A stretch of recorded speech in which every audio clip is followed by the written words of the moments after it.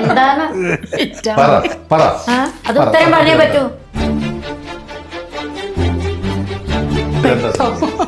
പെട്ടിട്ടൊന്നുമില്ല, സംഭവിച്ച കാര്യം പറഞ്ഞോളൂ. ഞങ്ങളല്ല, ഞങ്ങളെ വണ്ടന്മാരല്ല, ബുദ്ധിമാന്മാർ. അത് സിനിമ കണ്ടു കഴിയുമ്പോൾ മനസ്സിലാവും. വേറെ ഒരു മസാല ചെവി പറഞ്ഞുതരാം. ഏജായ ആൾക്കാർക്ക് എല്ലാവരും ഇപ്പൊ വീട്ടിൽ അട്ടക്കോലിരിക്കുകയാണ്. ഒരെണ്ണത്തിലും ഏജായ കഥാപാത്രങ്ങൾ ഒരു റൈറ്റർ എഴുതുന്നില്ല. റൈറ്റർ എഴുതിയാലല്ലേ ഡയറക്ടർക്ക് വിളിക്കാൻ പറ്റുള്ളൂ. അമ്മ ഇല്ല, അച്ഛനില്ല, അച്ഛമ്മ ഇല്ല, അമ്മമ്മ ഇല്ല, ഒന്നുമില്ല. അടുത്ത വീടും കൂടി ഒന്നുമില്ല. 4 ആണും 4 പെണ്ണും.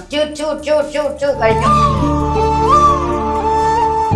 ഓഡിയൻസ് അത് സ്വീകരിക്കുമെന്നുള്ളൊരു പേടി. ഓഡിയൻസ് നന്നായിട്ട് സ്വീകരിക്കും, അസമായിട്ട് സ്വീകരിക്കും. അതുപോലത്തെ കഥയായിരിക്കണം. ജോജി മൂവിയും ചേട്ടന്റെ റിയൽ ലൈഫായിട്ട് എന്തെങ്കിലും? ജോജി എന്ന സിനിമ ഉണ്ടാവുന്നത് ജോജിയിലൂടെയാണ്. സിനിമയില് പകത് എമിറ്റേറ്റ് ചെയ്തിരിക്കുന്നത് തന്നെയാണ്. അല്ല, സിനിമ ആയിരുന്നു ആഗ്രഹം എന്ന് പറഞ്ഞാൽ നമ്മൾ ഇന്നത്തെ പോലെ അല്ല. ഇന്ന് സിനിമയിലേക്ക് ഡയറക്റ്റ് ആയിട്ട് ആർക്ക് വേണേലും വരാം.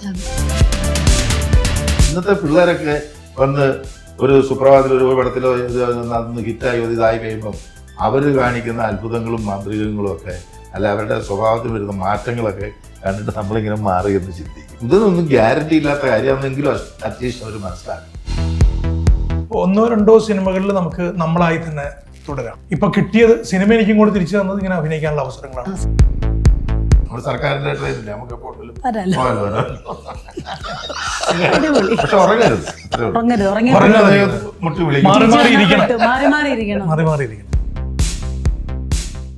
എല്ലാവർക്കും നമസ്കാരം. ജൂൺ 19 റിലീസാവുന്ന സത്യത്തിൽ സംഭവിച്ചെന്ന മൂവിയുടെ വിശേഷങ്ങൾ നമുക്കറിയാം.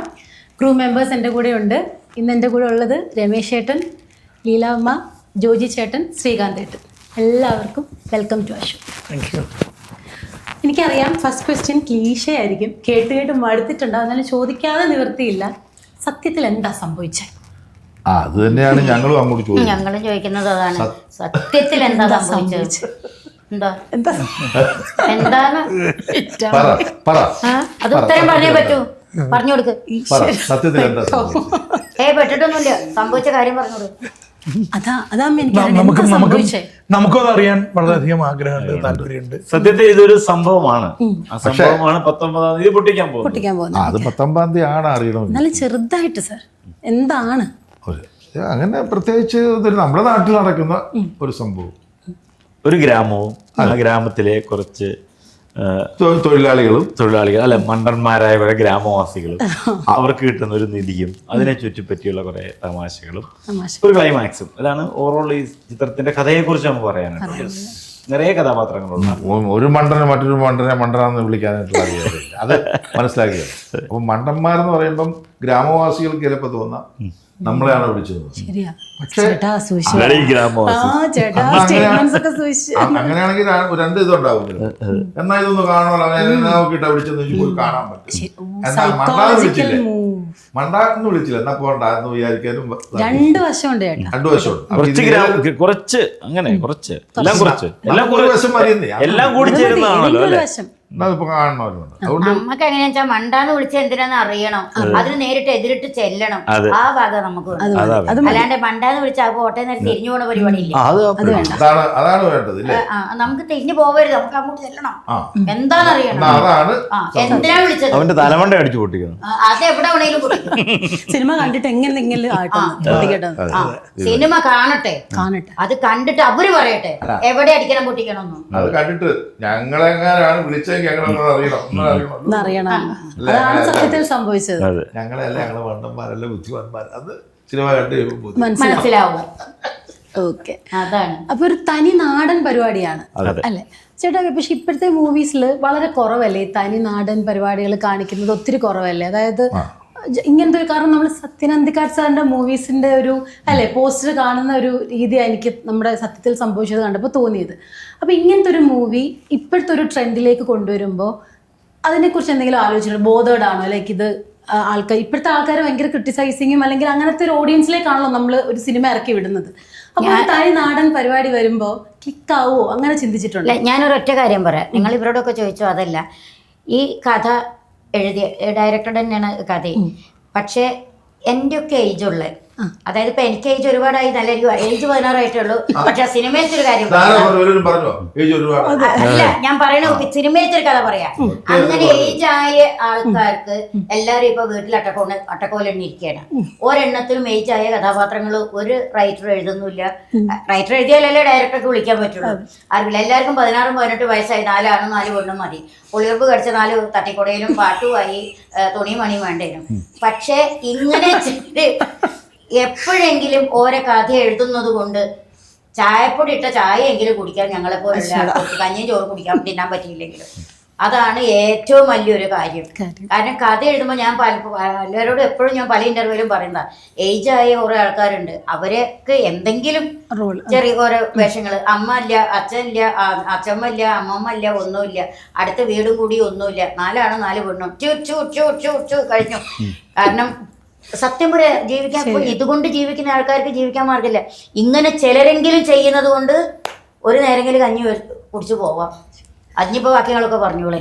അത് അമ്മ പറഞ്ഞ ഒരു പോയിന്റ് കറക്റ്റ് ആണ്. പക്ഷെ എന്നാലും അല്ലേ, എനിക്ക് തോന്നുന്നു ഡയറക്ടേഴ്സ് അല്ലെങ്കിൽ അങ്ങനത്തെ സ്റ്റോറി വരാത്തതും ഓഡിയൻസ് അത് സ്വീകരിക്കും എന്നുള്ളൊരു പേടി. ഓഡിയൻസ് നന്നായിട്ട് സ്വീകരിക്കും, അസമായിട്ട് സ്വീകരിക്കും. അതുപോലത്തെ കഥയായിരിക്കണം, ഓഡിയൻസ് സ്വീകരിക്കും എന്നുള്ള ഉറപ്പാണ്. ആ ഒരു ഇതിലേക്ക് വരണമെങ്കിൽ നമ്മൾ കുറച്ച് ജീവിതാനുഭവങ്ങൾ ഇത് മൊത്തം അങ്ങനെ വേണ്ട. അങ്ങനെ ഒരു ബുദ്ധിമുട്ടിലേക്ക് ജീവിതത്തിലേക്ക് ഇന്നത്തെ തലമുറ അല്ല, മൊത്തം അങ്ങനെ ബുദ്ധിമുട്ടല്ല പക്ഷേ പറയണത്. അല്ല, ഞാൻ പറഞ്ഞതല്ല. കാരണം മൊത്തം അങ്ങനെ വേണ്ട, ഇടകലർന്നോട്ടെ. അതായത് ഇപ്പൊ പണ്ടത്തെ കഥ എങ്ങനെയാ വെച്ചാൽ കുറെ പഴയ കഥ ഇപ്പൊ പറയാനറിയില്ലെങ്കിൽ അത് വേറൊരു ഇത്. ഇപ്പൊ അത് മാത്രം പോയി ചെയ്ത് നമുക്ക് പറയാൻ പറ്റില്ല. അതിന്റെ ഇടയ്ക്ക് ഇവരൊക്കെ പറയണ്ടേ മസാല കൂട്ടുകയെന്ന്. അതുപോലെ കുറച്ച് മസാലകളൊക്കെ കൂട്ടി കഴിഞ്ഞിട്ട് ഇത് മറ്റേ മസാല അല്ലാത്ത മസാല 2-3 തരം മസാല ഉണ്ടല്ലോ. വേറൊരു മസാല ഉണ്ട്, വേറെ ഒരു മസാല ചെവി പറഞ്ഞുതരാം. മസാല ദോശക്കകത്ത് വെക്കുന്നത് ഒരു മസാല. വെരി ഗുഡ്, കണ്ട, അതാണ് വളർന്നു വരുന്ന തലമുറകൾ എന്ന് പറയുമ്പോൾ ഞാൻ പറഞ്ഞത് ഇന്ന് വളർന്നു വരുന്ന തലമുറയ്ക്ക് അങ്ങനെ ഒരു വലിയ ബുദ്ധിമുട്ടുകളോ പ്രാരാബ്ദങ്ങളോ ജീവിതത്തിലേക്ക് ആഴങ്ങളിലേക്ക് ഇറങ്ങിച്ചെന്ന് ജീവിതം കണ്ടെത്തേണ്ട കാര്യങ്ങളോ ഒന്നും ഇന്നത്തെ തലമുറയ്ക്ക് വളരെ കുറവാണ്. ഇല്ലെന്നല്ല പറഞ്ഞില്ല, അപൂർവമാണ്. അതിപ്പോ നമ്മൾ പറയണു ഇല്ലാന്ന്, ഇഷ്ടം പോലെ ഉണ്ട്. പക്ഷെ ഞാൻ കൂടുതൽ പ്രത്യേകിച്ച് നമുക്ക് കാണാൻ പറ്റുന്നില്ല. നമുക്ക് എവിടെ നോക്കിയാലും കുഴപ്പമില്ല. കേരളത്തിന്റെ ഒരു 50 വർഷത്തെ മുമ്പുള്ള അവസ്ഥയാണ് ഇന്നത്തെ കേരളത്തിന്റെ അവസ്ഥ. അത് എന്തുകൊണ്ട് ഒരാളുടെ പ്രത്യേകിച്ച് ഒരാളുടെ കഴിവുകൊണ്ടൊന്നും അല്ല. കാലത്തിനനുസരിച്ച് ലോകം മാറുന്നതനുസരിച്ച് മാറി വരുന്ന ഒരു പ്രവണതയാണ് വേണം കണക്കാക്കാൻ. അപ്പൊ അതുകൊണ്ടായിരിക്കും ഒരു പക്ഷേ ഇല്ല എന്ന് കരുതി നമ്മൾ അങ്ങനെ ഇതാണ്ടല്ല. അച്ഛനും അമ്മയും അപ്പൂപ്പനും ഒക്കെ ആവാം. അല്ല, അപ്പൊ ശരി, ഒരു കാര്യം ചെയ്യാം. കുറച്ചുകൂടി അങ്ങോട്ട് കഴിയുമ്പോ ആ അവസ്ഥ വരാം. അപ്പം ഇങ്ങോർക്ക് ഒരു പ്രായമായി എന്ന് പറഞ്ഞ ഇങ്ങോർക്ക് വർക്കില്ലാണ്ട അയ്യോ, അപ്പൊ ഞാൻ അന്നാ ലീല പറഞ്ഞത് ശരിയായിരുന്നു അല്ലേ, ലീല അന്നാ പറഞ്ഞത് ശരിയായിരുന്നു. കാരണം പ്രായമുള്ളവർക്ക് അങ്ങനെയല്ലേ പറഞ്ഞേ. എന്നെ സംബന്ധിച്ച് അത് ശരിയാകത്തില്ല. എന്തെന്നറിയാം, ഞാനിപ്പോ കിട്ടുന്ന മുഴുവൻ ബോണസ് ആണെന്ന് പറഞ്ഞിരിക്കുന്ന ആളാണ് ഞാൻ. അങ്ങനെയല്ല, ബോണസ് ആയാലും അല്ലെങ്കിലും ഈ കല ശരീരത്തിൽ രക്തത്തിൽ ഓടുന്നിടത്തോളം കാലം, വെച്ച് നടക്കാൻ പറ്റുന്നിടത്തോളം കാലം ഹൃദയത്തിൽ ഒരു പിടപ്പുണ്ടാവും. നമ്മുടെ ഹൃദയത്തിലുള്ള എല്ലാ പിടപ്പുകളും നമുക്ക് വെളിയിൽ കാണിക്കാൻ പറ്റില്ല, ചിലതൊട്ടും കാണിക്കാൻ പറ്റില്ല. അപ്പൊ അതാണ് നമുക്ക് ആ ഒരു അല്ലമ്മ സാറ് പറയുന്നത് വെച്ചാൽ ഇപ്പോഴത്തെ കുട്ടികൾക്ക് കണക്ട് ചെയ്യാൻ കുറച്ച് പാടായിരിക്കും. കണക്ട് ചെയ്യുന്ന പറഞ്ഞാൽ അവർക്ക് ഇന്നത്തെ അതൊന്നൊരു വിഷയമല്ല. അവർ പറയും എന്നാ പറയുന്നില്ല ലാഗ് അടിപ്പിക്കുന്നത്, ഡാർക്ക് ലാഗും ഉണ്ട്. ഈ സാധനങ്ങളാണ്. പണ്ട് നമ്മൾ ജയറാമേട്ടൻ മൂവീസിലെ സത്യനന്ദിക്കാട് മൂവീസ് കാണുമ്പോൾ നമ്മുടെ വീടിന് തൊട്ടടുത്തൊരു ചേട്ടനെ കാണുന്നു, ആ രീതിയിൽ ആ സിനിമകളെ കണ്ടുകൊണ്ടിരുന്നത്. ഇപ്പൊ പക്ഷെ അങ്ങനെ തൊട്ടടുത്ത് ഒന്നാമത്തെക്കാരൻ തൊട്ടടുത്തുള്ളവരെ അറിയപ്പോലും ഇല്ല. അതാണ് ഒരു കാര്യം. നമുക്കിപ്പോ നമ്മുടെ അയൽവക്കത്ത് താമസിക്കുന്ന ആരൊക്കെ ഉണ്ട്, അവർക്ക് എത്ര മക്കളുണ്ട്, അവർക്ക് എന്തൊക്കെയാണ് ജോലി എന്ന് പോലും നമുക്ക് കൂടുതലായിട്ട് അറിയത്തില്ല. ഗ്രാമങ്ങളിലേക്ക് വരുമ്പോൾ മുമ്പ് പട്ടണങ്ങളിലായിരുന്നു അത്, ഇപ്പൊ അത് ഗ്രാമങ്ങളിലേക്ക് വ്യാപിച്ചു. അതിലത്തെ വലിയ കാര്യങ്ങളൊന്നും നമ്മൾ അന്വേഷിക്കാൻ പോകാറില്ല.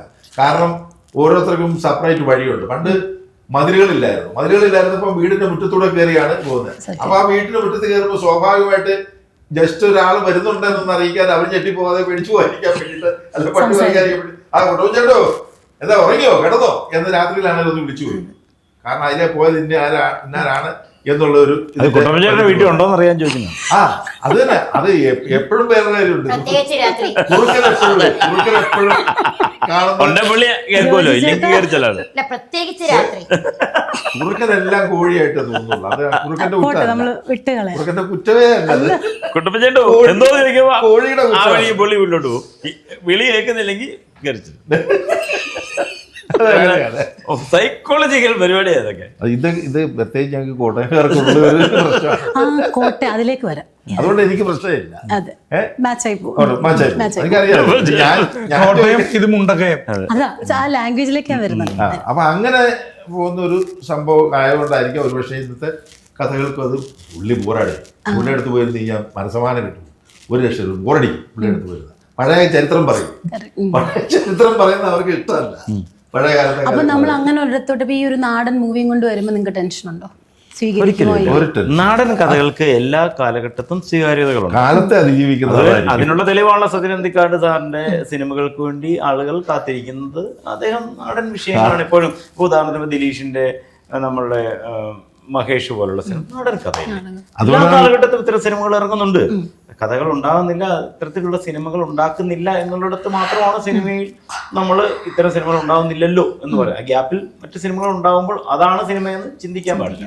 അപ്പം അത്തരത്തിൽ ഒരു ഗ്രാമീണതയുടെ മണമുള്ള നല്ല കഥകൾ, അവിടുത്തെ കഥാപാത്രങ്ങൾ ചേർത്ത് വെച്ച സിനിമയാണ് ഈ സത്യത്തിൽ സംഭവിച്ചത്. ആ സിനിമ സ്വീകരിക്കപ്പെടേണ്ടതാണ്, അതിനുള്ളതുണ്ട് ആ സിനിമയിൽ. ശ്രീകാന്ത് ഏട്ടാ, അതായത് എങ്ങും എനിക്ക് തോന്നില്ല പറഞ്ഞിട്ടുണ്ട്, ചേട്ടൻ ഒരു കഥകളി ആർട്ടിസ്റ്റ് ആയിരുന്നല്ലേ? പറയാറുണ്ട്. കഥകളി ഞാൻ കഥകളി പഠിച്ചിട്ടുണ്ട് കുറച്ച് കാലം. കുറച്ച് വേഷങ്ങൾ കിട്ടിയിട്ടുണ്ട്. ഓക്കെ. അത് കഴിഞ്ഞിട്ട് പിന്നെ ഡയറക്ഷൻ അസിസ്റ്റന്റ് ഡയറക്ടർ സംവിധാന സഹായിയായിട്ട് കുറെ കാലം പ്രവർത്തിച്ചിട്ടുണ്ട്. പിന്നെ ഇപ്പൊ ആക്ടിങ്. അപ്പൊ കുറെ മേഖലകൾ ഇങ്ങനെ കൈവച്ച് വന്നല്ലേ, ഇതിൽ ഏറ്റവും അതായത് ചാലഞ്ചിങ് ആയിട്ട് തോന്നിയ ഒരു മേഖല ഏതാണ്? എല്ലാം ചലഞ്ചിങ് ആണ്. എല്ലാം ചലഞ്ചിങ്. നമ്മള് ഞാൻ ഒരു സിനിമയിൽ അഭിനയിച്ചു, 2 സിനിമയിൽ അഭിനയിച്ചു. എനിക്കൊന്നും എല്ലാവർക്കും ഇത് അഭിപ്രായമായിരിക്കും. 1-2 സിനിമകളിൽ നമുക്ക് നമ്മളായി തന്നെ തുടരാം. പിന്നീട് നമ്മൾ കാണേണ്ടത് കഥാപാത്രങ്ങളെയാണ്. അപ്പം നമുക്ക് നിലനിൽക്കാൻ കഴിയണമെങ്കിൽ, നമുക്ക് കണ്ടിന്യൂസ് ആയിട്ട് പ്രോജക്റ്റുകൾ കിട്ടണമെങ്കിൽ, അതാണ് ഭാഷ. അപ്പോൾ പ്രോജക്റ്റുകൾ കിട്ടണമെങ്കിൽ നമ്മളുടെ ഒരു അത്തരത്തിലുള്ള പൊട്ടൻഷ്യൽ, നമ്മൾ അത്തരത്തിലുള്ളൊരു ഒബ്സർവേഷനൊക്കെ നമ്മൾ കഥാപാത്രങ്ങൾ ആയി തന്നെ വരുമ്പോഴാണ് അത് ഭംഗിയായിട്ട് ചെയ്യാൻ പറ്റുകയും അത് ജനങ്ങൾ അക്സെപ്റ്റ് ചെയ്യുകയും ചെയ്യുമ്പോൾ. അപ്പം അത് ചലഞ്ചാണ്. സംവിധാനം എന്ന് പറയുന്ന പരിപാടി അറിയില്ലേ, പല സംവിധായകരും ഇപ്പോൾ അല്ലേ, ഇപ്പോൾ ഈ അടുത്ത കാലത്തായിട്ട് നമ്മൾ കാണുന്ന സിനിമകളിലൊക്കെ സംവിധായകരാണ് നടന്മാരാണ് അഭിനയിക്കുന്നത്. അപ്പോൾ സംവിധായകർക്കൊരു ചുമതലയുണ്ട്. ഇപ്പം ഞാൻ അസിസ്റ്റന്റ് ഡയറക്ടർ ആയിരുന്ന കാലത്ത് ആ അസിസ്റ്റന്റ് ഡയറക്ടർ ആയിരുന്ന സമയത്ത് മനസ്സിലാക്കിയ കാര്യങ്ങളാണ് എനിക്കിപ്പം നടനായ സമയത്ത് പെർഫോം ചെയ്യുന്ന സമയത്ത് എനിക്ക് ഉപകരിച്ചിട്ടുള്ളത്. അപ്പം എല്ലാം ചലഞ്ചിങ് ആണ്. ഞാനെല്ലാം ഒരുപോലെ ആ ചലഞ്ച് ഏറ്റെടുത്തുകൊണ്ട് അത് എൻജോയ് ചെയ്യാനേ നമുക്ക് പറ്റുള്ളൂ. എല്ലാം ഒരുപോലെ ഈക്വലി ഗുഡാണ്. ആൻഡ് സംവിധാനം ചെയ്യാൻ ആഗ്രഹമുണ്ട്.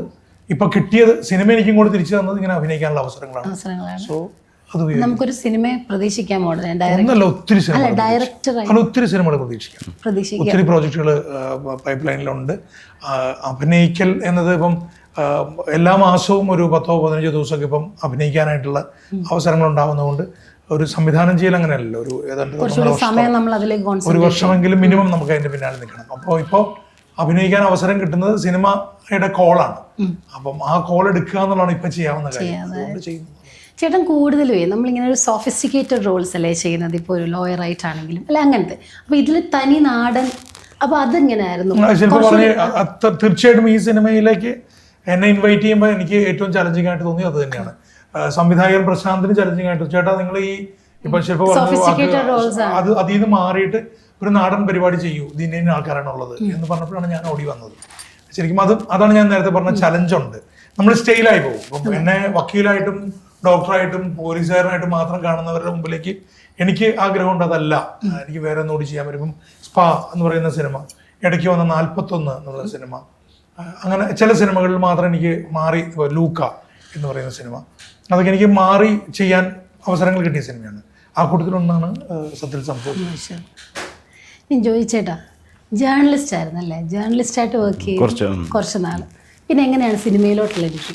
അവിടെ നിന്ന് അസിസ്റ്റന്റ് ഡയറക്ടറായിട്ട് എല്ലാവരെയും പോലെ തന്നെ, ശ്രീകാന്തേട്ടനെ പോലെ തന്നെ, ബാക്കി ഒരുമാതിരി സിനിമാക്കാരെ പോലെയൊക്കെ തന്നെ അസിസ്റ്റന്റ് ഡയറക്ടറായി ഞാൻ ആദ്യമായിട്ട് സീരിയലിൽ അസിസ്റ്റന്റ് ഡയറക്ടറായിട്ട് വന്ന് ചേച്ചി ആ സീരിയലിലുണ്ട്. മൂവാറ്റുപുഴയിൽ സീരിയൽ 25 കുറച്ച് വർഷം വർഷമായിട്ടേ ഉള്ളൂ കേട്ടോ, കുറച്ച് വർഷമായിട്ടേ ഉള്ളൂ. ഇങ്ങനെ നടന്ന് ഇവിടം വരെ എത്തി. ചേട്ടൻ ഫസ്റ്റ് മൂവി ചേട്ടൻ ആസ് എൻ ആക്ടർ ഏതാ ചെയ്യുന്നത്? ജോജി അല്ലേ? ജോജി മൂവിയും ചേട്ടന്റെ റിയൽ ലൈഫായിട്ട് എന്തെങ്കിലും കണക്ഷൻ? ജോജി എന്ന സിനിമ ഉണ്ടാവുന്നത് ജോജിയിലൂടെയാണ്. ജോജിയിലൂടെയാണ് ഏതാണ്ട് അതിന്റെ മൂല കഥ അല്ലെങ്കിൽ അതിന്റെ ഒരു പശ്ചാത്തലം ഉണ്ട്. 3 ബ്രദേഴ്സ്, ജോമോൻ എൻ്റെ ചേട്ടൻ തന്നെയാണ് ചൊർണം. ആ സിനിമയിലെ ഭഗത് ഇമിറ്റേറ്റ് ചെയ്തിരിക്കുന്നത് തന്നെയാണ്. എൻ്റെ മാനറിസങ്ങളാണ് ഭഗത് അതിൽ ഫോളോ ചെയ്തിരിക്കുന്നത്. ഞാൻ വേറൊരു കഥാപാത്രമാണ്. അതെ. അതിനത് സെറ്റിലായ ഒരു ക്യാരക്ടർ. വളരെ ലോകത്ത് തന്നെ അപൂർവമായിട്ട് സംഭവിക്കുന്ന ഒരു കാര്യമല്ല. അതെ, നമ്മുടെ പേരിടുന്നു. ഞാനായിട്ട് വേറൊരാൾ അഭിനയിക്കുന്നു, ഞാൻ വേറൊരാളെ കാണിക്കുന്നു. അടിപൊളി. പിന്നെ ചേട്ടൻ്റെ ഈ ലാംഗ്വേജ് പക്ഷേ ഇപ്പൊ ഈ പറഞ്ഞ പോലെ നമ്മൾ ഒരു റോള് പിടിച്ചു കഴിഞ്ഞാൽ അത് തന്നെ വരും എന്ന് പറഞ്ഞാൽ ചേട്ടൻ്റെ ലാംഗ്വേജ് ഒരു ഐഡന്റിറ്റി ആണ്. പക്ഷെ അത് ക്യാരക്ടേഴ്സ് വേറെ കിട്ടാനുള്ളൊരു അതൊരു എന്താ പറയാ ബാരിയർ ആയിട്ട് തോന്നുന്നു. ഉണ്ട്, കറക്റ്റാണ്. അത് ഇപ്പം തലവൻ സിനിമയിൽ ഞാനത് മാറ്റി ചിന്തിച്ചിട്ടുണ്ട്. ആ സിനിമയെ ശ്രദ്ധിച്ചു, അതായത് എൻ്റെ ലാംഗ്വേജ് ഇല്ലാതിരിക്കാൻ ഞാൻ ശ്രദ്ധിച്ചിട്ടുള്ളൊരു സിനിമയാണ് തലവൻ. പിന്നീട് പക്ഷേ ഞാൻ എന്നെ കാസ്റ്റ് ചെയ്ത പല പടങ്ങളിലും അത് ആവശ്യപ്പെടുന്നത് തന്നെയായിരുന്നു. കാരണം കോട്ടയം ആ കഥാപാത്രമായിട്ട് ഒരു ഐഡന്റിറ്റിയാ, ഭയങ്കര രസമാണ് കേൾക്കാൻ. പക്ഷെ നമുക്ക് വേറെ ക്യാരക്ടേഴ്സ് തരാൻ ഡയറക്ടേഴ്സ് മടിക്കുന്നതായിട്ട് തോന്നിയിട്ടുണ്ടോ? അത് സ്വാഭാവികമായിട്ടും അത്തരം കഥാപാത്രങ്ങൾ ലഭിക്കുമ്പോൾ നമ്മളതിനെ എങ്ങനെ കൈകാര്യം ചെയ്യുന്നു എന്നതിനെ അപേക്ഷിച്ചാണ് മുന്നോട്ടുള്ള അത്ര കഥാപാത്രങ്ങൾ നമുക്ക് ലഭിക്കുന്നത്. അത്ര കഥാപാത്രങ്ങൾ ലഭിച്ചിട്ടില്ല എന്നുള്ളതാണ്. തലവനായ ഉദാഹരണം, തലവൻ ശ്രദ്ധിച്ചാൽ തലവൻ കോട്ടയം ലാംഗ്വേജ് പിടിച്ചിട്ടില്ല. കാതൽ കോട്ടയം കഥ ഇത് തന്നെയാണ്. ഇനി രമേശ് ചേട്ടൻ വോയിസ് ആക്ടിങ് അല്ലെ, ഡബിങ് രംഗത്തുണ്ടായിരുന്ന ആളായിരുന്നില്ലേ? അപ്പോൾ അതില് ഏറ്റവും ചേട്ടൻ്റെ ഒരു ശബ്ദം കൊടുത്തതിൽ ഏറ്റവും ആളോട് ശ്രദ്ധിച്ചൊരു റോള് നമ്മളോട് ഷെയർ ചെയ്യാമോ? ഏറ്റവും ചേട്ടന്റെ ശബ്ദത്തിലൂടെ ഏറ്റവും ആളുകളിലേക്ക് എത്തിയൊരു കഥാപാത്രം. ഞാൻ അങ്ങനെ ഒരു വലിയ കഥാപാത്രങ്ങൾക്ക് വേണ്ടി ഒന്നും ഡബ് ചെയ്തിരുന്നില്ല. മദ്രാസിൽ അഭിനയിക്കാൻ പോയി കിടന്ന സമയത്ത് ചാൻസ് കിട്ടാത്തതുകൊണ്ട് എല്ലാം കഴിക്കാനോ ഒഴിക്കാനോ വേണ്ടിയിട്ട് പട്ടിണി കിടക്കാതിരിക്കാൻ വേണ്ടിയിട്ട് കിട്ടുന്നത് ഈ ഡബ് ചെയ്ത് കിട്ടുന്ന ചില ഗ്രൂപ്പുകളും ചെറിയ വേഷങ്ങളും ഒക്കെ വരുമല്ലോ. അപ്പോൾ അങ്ങനെയൊക്കെ ഡബ് ചെയ്യാൻ പോയി. ചിലപ്പോൾ ഒരു 2-3 കഥാപാത്രത്തിനൊക്കെ ഓരോ ദിവസം തന്നെ ഡബ് ചെയ്തിട്ടുണ്ട്. അങ്ങനെയൊക്കെ കുറച്ച് നാൾ പിടിച്ച് നയിക്കാൻ വേണ്ടിയിട്ട് അങ്ങനെയൊക്കെ ഡബ് ചെയ്തിട്ടുണ്ട്. പിന്നെ ഈ അടുത്ത കാലത്ത് പറയാ നമ്മുടെ ദുൽഖറിൻ്റെ ഒരു പടം വന്നിരുന്നല്ലോ, മറ്റേ പൈസയുടെ ഇത് ലക്കി ഭാസ്കർ. അതിൽ ദുൽഖറിൻ്റെ അച്ഛൻ്റെ വേഷം ചെയ്തയാളില്ലേ, അദ്ദേഹത്തിന് വേണ്ടി ഞാൻ ആ ശബ്ദം കൊടുത്തു. പിന്നെ KGF 2 അതില് 2ാമത്തെ വില്ലനില്ലേ പാർലമെന്റ് വെച്ച് വെടിവെച്ചു, ആ വില്ലന് വേണ്ടിയിട്ട് ഞാൻ ആ ശബ്ദം കൊടുത്തിരിക്കുന്നത്. പിന്നെ മലയാളം പ്രശ്നം കേട്ടോ. പിന്നെ വേറൊരു പടത്തില് നമ്മുടെ ഇങ്ങേർക്ക് വേണ്ടിയിട്ട് നമ്മുടെ പ്രകാശ് രാജ് അങ്ങനെ ശബ്ദം കൊടുത്തിരുന്നത് അതൊക്കെ ഒരു വലിയ ഇതായിട്ട് അല്ലേ ഞാൻ പറയുന്നത്. ചേട്ടന്റെ വലിയൊരു ഭാഗ്യമാണ് കലാനിലയത്തിൽ ഡ്രാമയിൽ ഇപ്പോഴും ചേട്ടന്റെ വോയിസിൽ അല്ലേ? അതെ അതെ, ഇപ്പോഴും അതിന്റെ അനൗൺസ്മെന്റ് നരേഷൻസും മുഴുവൻ ചേട്ടൻ. അതൊരു വലിയ ഭാഗ്യം. പോയിരുന്നു നിങ്ങള്? കലാനിലയത്തിലായിരുന്നല്ലോ. ഞാൻ കലാനിലയത്തിലായിരുന്നല്ലോ ആദ്യം. 75 മുതൽ കൃഷ്ണനാർ മരിക്കുന്ന കത്തനാറിലെ തുഞ്ചമൺ പോറ്റി ആയിട്ട് എത്രയോ 500 സ്റ്റേജുകളിൽ ലോകം മുഴുവൻ നടന്നു. ചേട്ടനപ്പോ സിനിമയായിരുന്നില്ലേ ആഗ്രഹം? അല്ല, സിനിമ ആയിരുന്നു ആഗ്രഹം എന്ന് പറഞ്ഞാൽ നമ്മൾ ഇന്നത്തെ പോലെ അല്ല. ഇന്ന് സിനിമയിലേക്ക് ഡയറക്റ്റ് ആയിട്ട് ആർക്ക് വേണേലും വരാം. ഇഷ്ടംപോലെ വാതിലുകൾ, ഇഷ്ടംപോലെ അവസരങ്ങൾ എടുക്കുക. ഞാനൊക്കെ വരുന്ന സമയത്ത് എൻ്റെ പ്രായത്തിലുള്ള കഥാപാത്രങ്ങളെ സിനിമകളിലില്ല. അപ്പോഴും സിനിമ നടനാകണമെന്നുള്ള ആഗ്രഹത്തിന് പുറത്ത് വരികയാണ്. ടീനേജുകളില്ലെന്ന്. അപ്പൊ ഒരു കഥകൾക്കകത്തുമില്ല, അപൂർവം കഥകൾക്കകത്തുള്ളൂ. അത് ഏതെങ്കിലും സിനിമാക്കാരുടെ ഒന്നേ പ്രൊഡ്യൂസറുടെ മകനായിരിക്കും, അല്ലെങ്കിൽ സംവിധായകന്റെ മകനായിരിക്കും, അല്ലെങ്കിൽ മറ്റേ സിനിമയായിട്ട് ബന്ധപ്പെട്ടവരുടെ ആരുടെയും മക്കളായിരിക്കും. നമ്മളെപ്പോലെ ഒരു ബന്ധവും ഇല്ലാത്ത ഒരാൾക്ക് അവിടെ പ്രവേശനമില്ല. ആ സമയത്താണ് സിനിമയിൽ അഭിനയിക്കണമെന്നുള്ള ഒരു 10 വയസ്സ് മുതൽ തുടങ്ങിയ ആഗ്രഹമാണ് സിനിമ നടനാകണമെന്നുള്ളത്. വേറെ ഡോക്ടറാകണമെന്ന്, എഞ്ചിനീയർ ആകണോ എന്നൊക്കെ പറയുന്ന പോലെ തന്നെ എനിക്ക് സിനിമ നടനാകണമെന്നായിരുന്നു എൻ്റെ ആഗ്രഹം. പക്ഷെ എനിക്ക് അതിനുമായിട്ട് യാതൊരു ബന്ധങ്ങളും ഇല്ല. എൻ്റെ കുടുംബത്തിലോ കുടുംബത്തിൽപ്പെട്ടവരോ അയൽവക്കത്തോ നാട്ടിലോ പോലും ആരും സിനിമാക്കാരില്ല. ടൗണില് കോട്ടയത്ത് ജോസ് പ്രകാശ് അവരൊക്കെ ഉണ്ട്. അങ്ങനെയുള്ള അല്ലാതെ വേറെ ആരും ഇല്ല. അവരത് കാണാൻ പോലും പറ്റുന്നില്ല, സിനിമയുടെ കാണുന്നുള്ളൂ. അപ്പം അങ്ങനെയുള്ള സന്ദർഭത്തിലാണ് ഞാൻ മനസ്സിലാക്കുന്നത് ഈ സിനിമയുടെ തൊട്ട് താഴത്തെ പടി എന്ന് പറയുന്നത് നാടകമാണ്. നാടകം. നാടകത്തിലൂടെ വന്നവരാണ് അന്ന് സിനിമയിലുള്ള 90% ആളുകൾ. അപ്പോൾ എനിക്ക് തോന്നി നാടകമായിട്ട് ബന്ധപ്പെടുന്നു. അങ്ങനെ ഞാൻ സ്കൂൾ തലം പോലെ തന്നെ നാടകത്തിലേക്ക് വന്നു. അത് സ്കൂളിൽ പഠിച്ചുകൊണ്ടിരിക്കുമ്പോൾ തന്നെ പ്രൊഫഷണൽ നാടകത്തിൽ അഭിനയിക്കാൻ തുടങ്ങി. അത് അവസരങ്ങൾ നാട്ടുപുറത്ത് നാടകം കളിച്ച് അങ്ങനെ അറിഞ്ഞ് ആണ് എന്നെ വിളിക്കുന്നത്, വേറെ പ്രൊഫഷണലായിട്ട് പോകുന്നത്. അവിടുന്ന് പിന്നെ നാടകത്തിലേക്ക് വന്ന് 10ാം ക്ലാസ് കഴിഞ്ഞപ്പോഴേ പരീക്ഷ എഴുതി കഴിഞ്ഞ ചന്ദ്രനെല്ലാം വലിച്ചെറിഞ്ഞ് വേറെ കലാലയം സ്ഥിര നാടകത്തിലേക്ക് പോയി. പിന്നെ അവിടുന്ന് അങ്ങോട്ട് 52 വർഷം പ്രൊഫഷണൽ നാടകരംഗത്ത് കേരളത്തിലെ ഒരു വിധത്തിൽപ്പെട്ട എല്ലാ പ്രൊഫഷണൽ നാടകങ്ങളിലും. ആ സമയത്ത് സിനിമയിലേക്കുള്ള അവസരങ്ങൾ, ആ സമയത്ത് ഈ ഗ്യാപ്പ് വരുന്ന സമയങ്ങളിൽ സിനിമ അന്വേഷിച്ച് പോകും. പക്ഷെ നമുക്ക് വേഷമില്ല. അങ്ങനെ മദ്രാസിലേക്ക് പോകും. മദ്രാസിൽ പോയി പട്ടിണി കിടന്ന് ചത്തുപോകുന്നുള്ളത് അടുത്ത ട്രെയിൻ കയറി വരുന്ന പൈസ ഇല്ലാതെയാ വരുന്നത് കേട്ടോ. നമ്മുടെ സർക്കാരിന്റെ ട്രെയിനില്ല, നമുക്ക് എപ്പോഴും പക്ഷെ ഉറങ്ങരുത്. മുട്ടി വിളിക്കും. അങ്ങനെയായിരുന്നു. അങ്ങോട്ട് പോകുമ്പോൾ വിശാലമായി അന്തസ്സായിട്ടൊക്കെ പോകും. തിരിച്ചിങ്ങോട്ട് വരുമ്പോൾ ബാത്റൂമിനകത്തായിരിക്കും. ഇതൊക്കെ ഒരു എക്സ്പീരിയൻസ് അല്ലല്ലോ. പക്ഷെ അത് തന്നെ ആയിരിക്കും വ്യത്യാസം ചോദിച്ചാലല്ലേ. വേദനയാണ്. അതിനുവേണ്ടി നമ്മൾ കാരണം വെച്ചാൽ ആ അവസ്ഥ ഒന്നും നമുക്ക് പറഞ്ഞ് അറിയിക്കാൻ പറ്റില്ല. സാമീശ്വരജിയിലാണല്ലോ അവിടെ പോയി താമസിച്ചാൽ പണ്ട് കാക്കയുടെ ഒരു കഥയുണ്ട്. വാഴപ്പയ്യെ പോയി അത് കുത്തി ഒടിച്ചു പോയി കണ്ടി പോയി അങ്ങനെ എന്ന് പറഞ്ഞ അവസ്ഥയാണ്. സാമീശ്വരം ഒടിച്ച് താമസിച്ചാൽ സിനിമ അന്നത്തെ അവസരം കിട്ടുമെന്നുള്ളതാണ്. അങ്ങനെ അവിടെയും പോയി താമസിച്ചു. നമ്മൾ ചെയ്യാവുന്ന പരിപാടികളും എല്ലാം ചെയ്തിട്ടുണ്ടായിരുന്നു. അവസാനം നാടകത്തിലേക്ക് തന്നെ തിരിച്ചു വന്ന് അടുത്ത് നാടകം ഇനി ഈ ജന്മത്തിൽ ഇനിയിപ്പോൾ നടക്കത്തില്ല. അതുകൊണ്ട് പൊന്നുപോകാനെ അടുത്തൊരു ജന്മം ഉണ്ടെങ്കിൽ എന്നെ ഒരു സിനിമ നടനാക്കണേ. ഇത് മാത്രമേ ഞാൻ റിക്വസ്റ്റ് ആയിട്ട് പറഞ്ഞു. അത് കഴിഞ്ഞപ്പോൾ പിന്നെ പടപെടാന്ന് കുറച്ച് ഏത് പോയിന്റിലാണ് മൂവിയിലേക്ക് ചേട്ടനെ ഇങ്ങനെ കാസ്റ്റ് ചെയ്യുന്നത്? അല്ല, അത് എനിക്ക് യാദൃശ്യമായിട്ട് ഈ കാർബൺ സിനിമയിലൊരു ചെറിയ വേഷം കിട്ടി. ഒരു സീന് ഭഗതുമായിട്ടുള്ള ഒരു സീന്. പുള്ളി പൈസ ചോദിക്കാൻ പറ്റുമ്പോൾ ഒരു പലിശക്കാരൻ ചാച്ചൻ എന്ന് പറഞ്ഞൊരു ക്യാരക്ടറായിട്ട് നിൽക്കുന്നത്. അത് സച്ചി സാറ് കാണാനിടയായി. അങ്ങനെയാണ് അപ്പം പുള്ളി ഫിക്സ് ചെയ്ത് പുള്ളിയുടെ മനസ്സിൽ ഇയാള് കറക്റ്റ് ഞാൻ ഉദ്ദേശിക്കുന്ന ഡ്രൈവർ കുമാരന് വേണ്ടി കറക്റ്റ്. അങ്ങനെയാണ് എന്നെ അന്വേഷിച്ച് എൻ്റെ നമ്പർ മേടിച്ചു. അപ്പോൾ ഞാൻ ഉപ്പുമുളകിൽ അഭിനയിക്കുന്നുണ്ട് ആ സമയത്ത്. അപ്പം അങ്ങനെ ആണ് പുള്ളി എന്നെ വിളിക്കുന്നു അയ്യപ്പനും കോശിയിലേക്കും. അത് നമുക്കൊരു വഴിത്തിരിവായി ജീവിതത്തിൽ. അതുകൊണ്ട് ആ ഒരു ദൈവതുല്യനെ പോലെ, ഒരു ദൈവദൂതനെ പോലെ അദ്ദേഹം വന്നു. അതാണ് അതിന്റെ ഒരു ചെറിയ രത്നച്ചുരുക്കം. അല്ല, ചേട്ടനെ അടുത്ത ജന്മത്തിലെ നടനാവണമെന്ന് പ്രാർത്ഥിച്ച ആളല്ലേ? തീർച്ചയായിട്ടും. അല്ല, ഈ ജന്മത്തിൽ അത് നടക്കത്തില്ല എന്ന് ഞാൻ വിചാരിച്ചു. കാരണം ജീവിതമായി, കുടുംബമായി, പിള്ളേരായി, വയസ്സും പ്രായവും ഒക്കെ ആയി. ഇനിയിപ്പോ ഇനി വന്ന ഇത്രയ്ക്കുള്ള സമയമുള്ളത് കരുതിയിരിക്കുന്നു. നല്ല പ്രായത്തിലോ അല്ല നല്ല സിനിമയിൽ എന്തും ചെയ്യാൻ ഏതിനും തയ്യാറായി നിൽക്കുന്നിരുന്ന ആ ഒരു കാലഘട്ടത്തിൽ നമുക്കൊന്നും ചെയ്യാൻ പറ്റില്ല. അപ്പൊ ഇന്ന് വന്നത് കാണുമ്പം ഇന്നത്തെ പിള്ളേരൊക്കെ വന്ന് ഒരു സുപ്രഭാതത്തിലോ ഒരു പടത്തിലോ ഇത് ഹിറ്റായി ഇതായി കഴിയുമ്പം അവർ കാണിക്കുന്ന അത്ഭുതങ്ങളും മാന്ത്രികങ്ങളും ഒക്കെ, അല്ല അവരുടെ സ്വഭാവത്തിൽ വരുന്ന മാറ്റങ്ങളൊക്കെ കണ്ടിട്ട് നമ്മളിങ്ങനെ മാറി എന്ന് ചിന്തിക്കും. ഞാൻ എൻ്റെ ഒരു പ്രായത്തിൽ പോയിരുന്നത്. അപ്പം നമ്മളൊക്കെ അന്നത്തെ സിനിമയിൽ എന്ത് ഇതായിട്ടായിരുന്നു. ഇന്നത്തെ പിള്ളേർ എത്രയോ അവരെന്ത് മനസ്സിലാക്കിയിട്ടാണ് ഇങ്ങനെ ചെയ്യുന്നതെന്ന് എനിക്ക് അറിഞ്ഞുകൂടാ. അവർ ഇതൊന്നും ഗ്യാരണ്ടി ഇല്ലാത്ത കാര്യമാണെന്നെങ്കിലും അറ്റ്ലീസ്റ്റ് അവർ മനസ്സിലാക്കണം എന്നാ എനിക്ക് പറയാനുള്ളൂ. നമ്മൾ പലരും കാണുന്നതാണ്. അവരെ കാണുമ്പോൾ നമുക്ക്, പക്ഷെ അവരെ നമ്മൾ ഉപദേശിക്കാനോ പറയാനൊന്നും പോകത്തില്ല. പോയാൽ കഴിഞ്ഞാൽ അത് നെഗറ്റീവാകും, ഡാർക്ക് അടിക്കും.